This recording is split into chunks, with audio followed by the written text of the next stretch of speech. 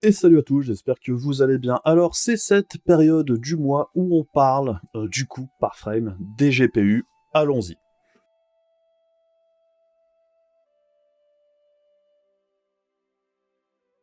Alors, le coût par frame des GPU, c'est une petite série vidéo qu'on a commencé le mois dernier, ce qui nous permet aussi de voir un petit peu comment évolue le prix des GPU. Et par rapport au mois dernier, eh bien, on a eu quand même quelques nouveautés. Alors, le mois dernier, on a aussi eu le lancement du refresh d'RDNA 2, et très clairement, que ce soit au niveau des performances ou du prix, et du coup du performance-prix, c'était pas la dinguerie. Puisque, comme on peut le voir ici sur le site d'AMD, que ce soit la 6750 XT ou la 6950 XT, eh bien c'est disponible, il n'y a qu'à aller se servir si on en veut. Il n'y a même pas de file d'attente, on a vu qu'hier, il n'y a pas eu full non plus dans la loterie AMD qui a lieu tous les jeudis, je suis même pas sûr qu'ils continuent de la faire si ça continue comme ça, mais c'est en stock depuis hier et ça passionne pas les foules. Chez Nvidia, c'est pas énormément mieux, la 3090 Ti en Founders Edition, ça n'a jamais été hors stock depuis la sortie quasiment. 2250 €, faut dire, c'est très cher payé pour ce que c'est.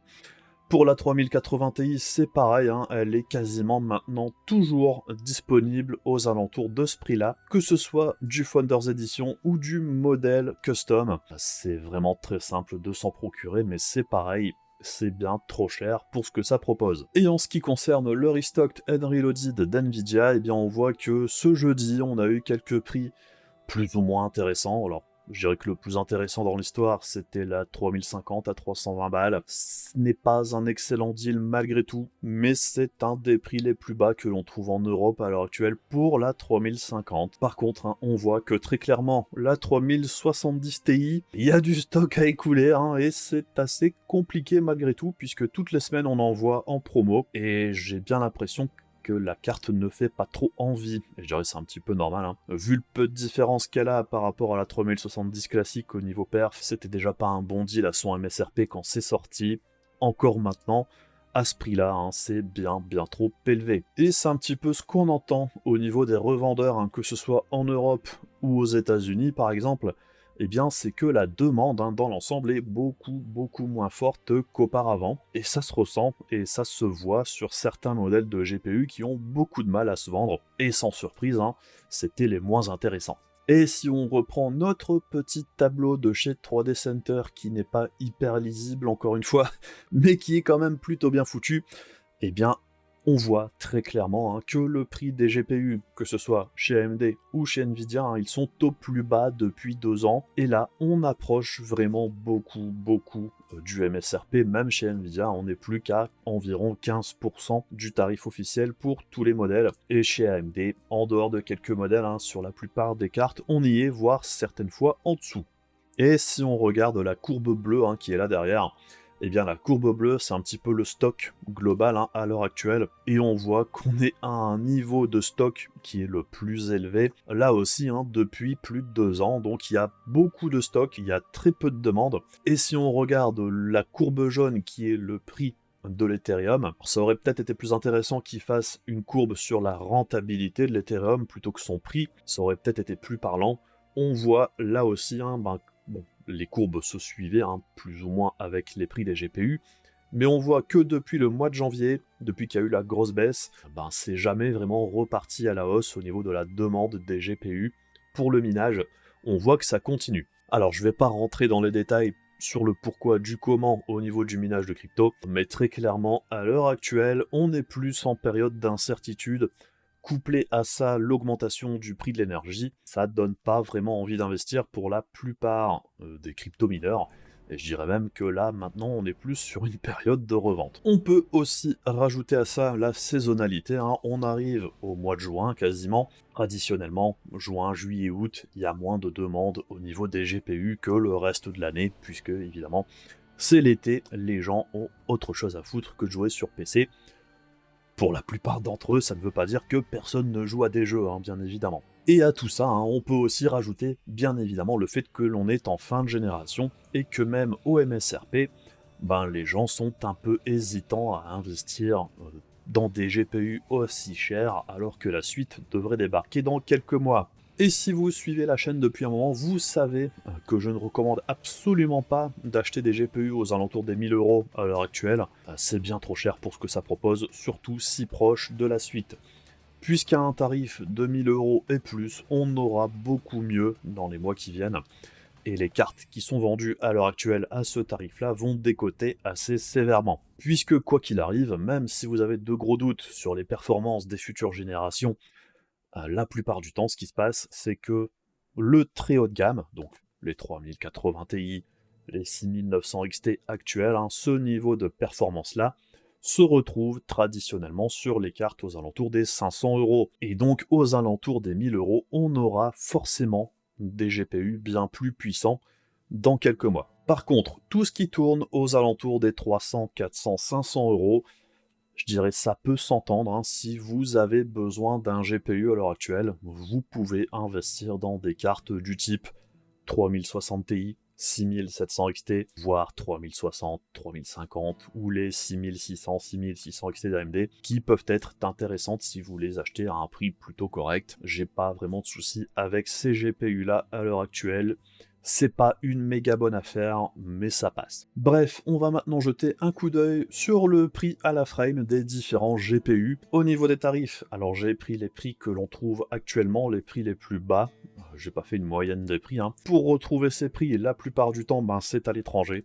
C'est chiant, mais c'est comme ça. Pour avoir les meilleurs deals sur les GPU à l'heure actuelle, il faut soit commander sur Amazon Allemagne. On trouve aussi certains modèles sur Amazon France, mais qui proviennent de l'étranger. On a aussi PC Componentes en Espagne qui a des prix intéressants sur certains modèles, ou même Case King en Allemagne qui eux aussi ont des prix plutôt intéressants. Je rappelle, pour calculer le coût par frame, je prends les résultats que j'ai eu avec mes tests, je fais la moyenne au niveau du FPS moyen dans les jeux des différentes cartes, et on divise le prix de la carte par ce chiffre-là, ce qui nous donne un prix en euros à la frame. Alors je sais, c'est pas parfait, en plus de ça, j'ai pas pu tester toutes les cartes qui sont présentes ici. Pour les cartes que je n'ai pas testées moi-même, j'ai fait une estimation avec la différence entre ces différentes cartes dans d'autres tests, et j'ai appliqué mes chiffres plus ce pourcentage de différence pour pouvoir calculer un petit peu la différence avec les cartes que j'ai pas pu tester moi-même. Bref, on commence avec le 1080p. En 1080p, j'ai aussi mis 2-3 cartes d'occasion, parce que je pense que c'est quand même intéressant de voir ce que ça propose par rapport à ce qu'on peut trouver en neuf, particulièrement sur le très bas de gamme, puisqu'actuellement les seules cartes qui sont proposées en neuf à un tarif avoisinant les 200 €, c'est la 6500 XT, la 6400 et la 1650 d'NVIDIA, et on voit que dans le tableau, c'est pas forcément les cartes les plus intéressantes, puisqu'on voit assez bien ici qu'au niveau du coût par frame, sur des cartes d'occasion à environ 120 €, on s'en sort beaucoup mieux qu'avec une 6500 XT ou la 6400. Même si, évidemment, si on ne fait que jouer, la 6500 XT dans l'ensemble, elle s'en sort pas si mal que ça, mais cette carte a beaucoup de problèmes. Je vous invite à regarder les tests de la 6500 XT ou de la 6400 si vous voulez en savoir plus. Sinon, dans les GPU un petit peu plus normaux, sans grosse surprise, en 1080p, les 3 cartes les plus intéressantes, c'est les 3 cartes basées sur Navi 23, la 6600, la 6600 XT et la 6650 XT. On retrouve ensuite la RTX 3050 qui a pas mal baissé au niveau du prix par rapport au mois dernier. Je pense qu'au mois dernier on était plus aux alentours des 350 voire 380 € sur certains modèles. On a vu que ce mois-ci on commence à la trouver de plus en plus aux alentours des 320 €. Du coup son coût par frame est beaucoup plus intéressant qu'avant, même si elle est quand même un poil trop chère vis-à-vis de ses performances. La 3060, c'est pareil, elle continue de baisser de prix aussi. On voit que par rapport au mois dernier, où on était plus aux alentours des 450, voire 480, ici on commence à descendre de plus en plus vers les 420 €. La 3060 Ti, elle bouge pas énormément par rapport au mois dernier. La 1650, elle est pas bien placée du tout, elle est pas bien. Beaucoup trop chère. La 6700 XT, elle a aussi bien baissé au niveau du prix par rapport au mois dernier. Ça s'approche beaucoup du MSRP ici. La 3070, elle aussi, elle a bien baissé au niveau de son prix.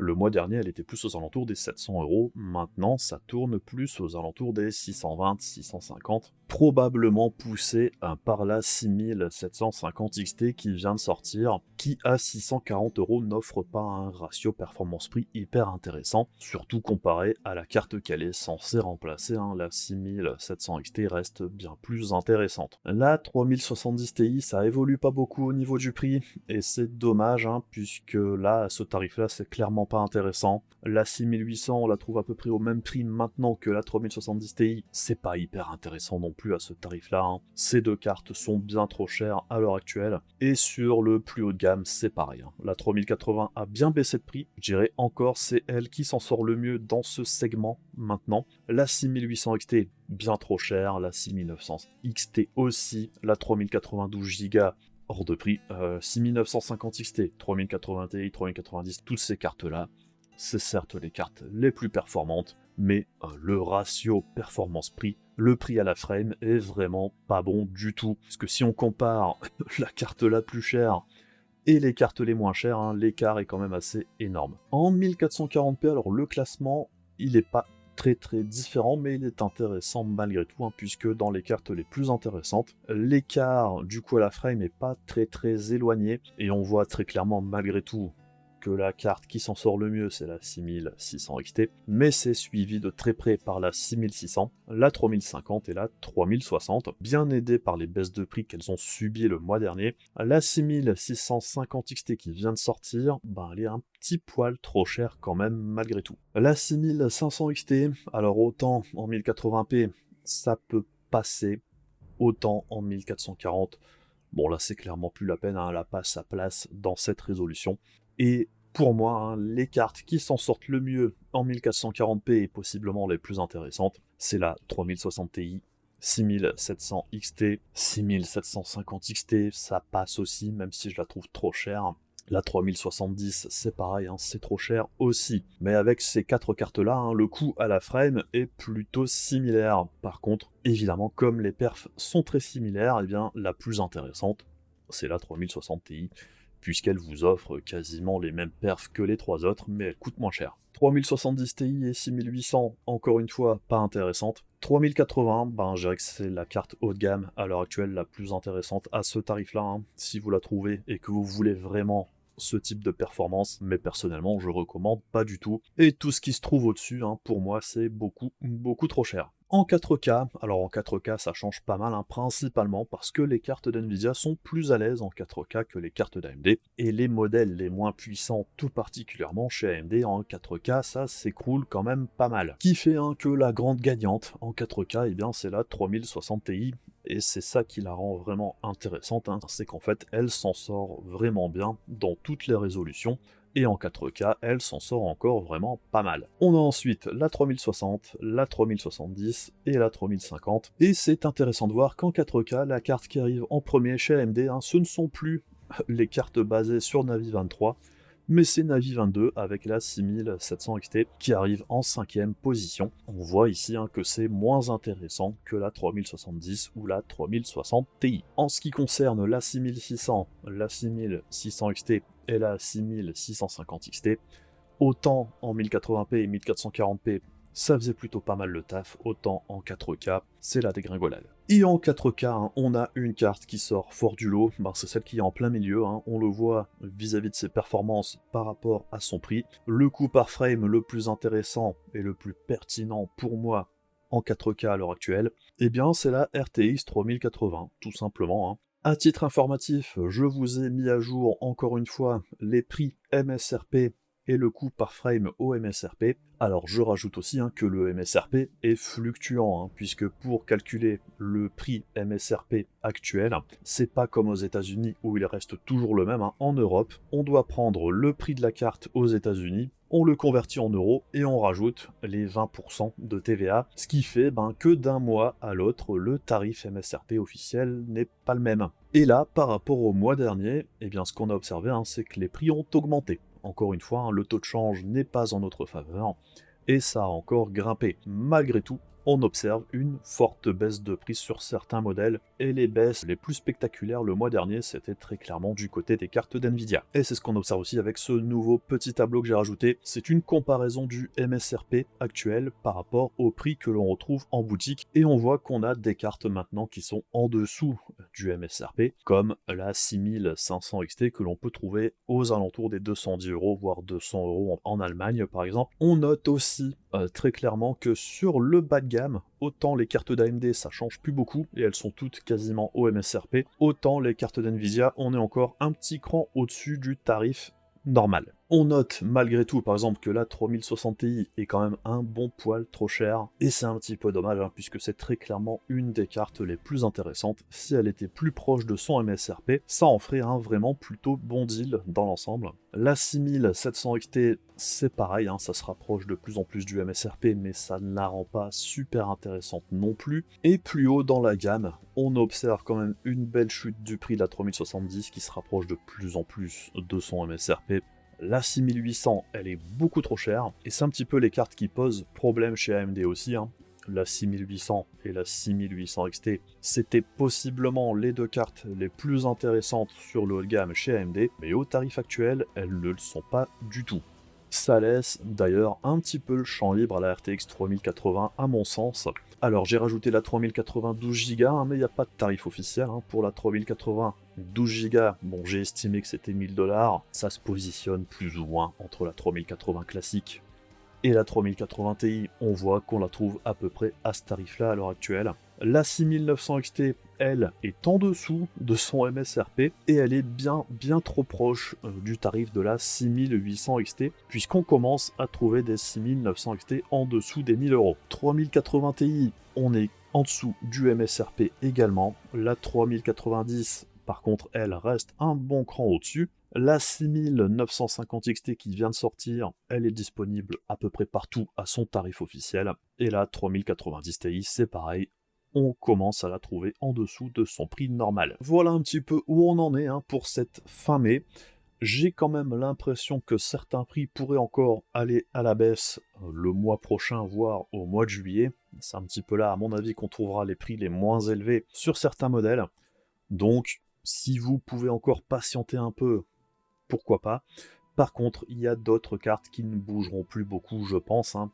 Tout ce qui est 6600, 6600 XT et compagnie, à mon avis, on peut peut-être encore grappiller 10-20 balles de temps en temps, mais ça bougera plus beaucoup.